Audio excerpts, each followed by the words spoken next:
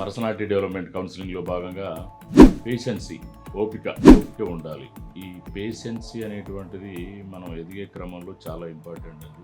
ఓటికొండ చూసామనుకోండి, ఓటికొండ అంటే పగిలిన దాంట్లో నీళ్లు నిలబడవు. అదేవిధంగా ఓపిక లేని మనిషి జీవితంలో ఎదగలేడండి.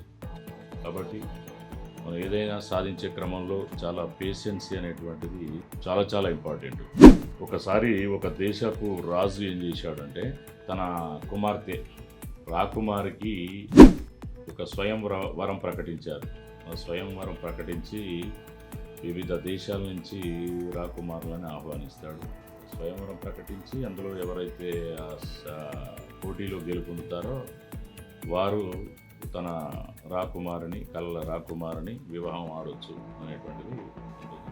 ఒక దేశపు రాజు కుమార్తెకి స్వయంవరం ప్రకటించగానే వివిధ దేశాల నుంచి చాలామంది యువకులు వచ్చారు, చాలా రాకుమారులు అందరూ వచ్చి ఈ పోటీలో ఈ రాకుమారి ఏం చేస్తుందంటే, ఒక పరుగు పందెం పెడదాము, ఆ పరుగు పందెంలో ఎవరైతే నెగ్గుతారో వారిని నేను వివాహం ఆడతానని చెప్పి ప్రకటించగానే ఇప్పుడు ఆ రాకుమారి ఏం చేస్తుంది, వజ్ర వైడూర్యాలు అంత విలువైనటువంటి ఆభరణాలు పొదిగినటువంటి అన్నీ కూడా ధరించి ఆ పరుగు పందెంలో పాల్గొంటుంది. మిగతా రాకుమారులందరూ కూడా సిద్ధమై పాల్గొంటారు.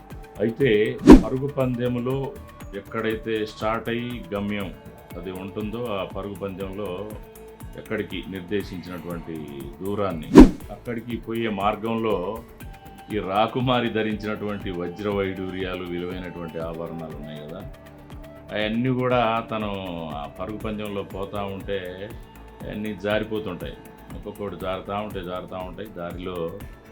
దారిలో జారేటువంటి ఆ పరుగు పందెంలో ఈ రాకుమారులందరూ కూడా అరే ఎంతో విలువైనవి కదా అని చెప్పి వాటిని అందరూ ఏరుకుంటూ పరిగెత్తుతున్నారు.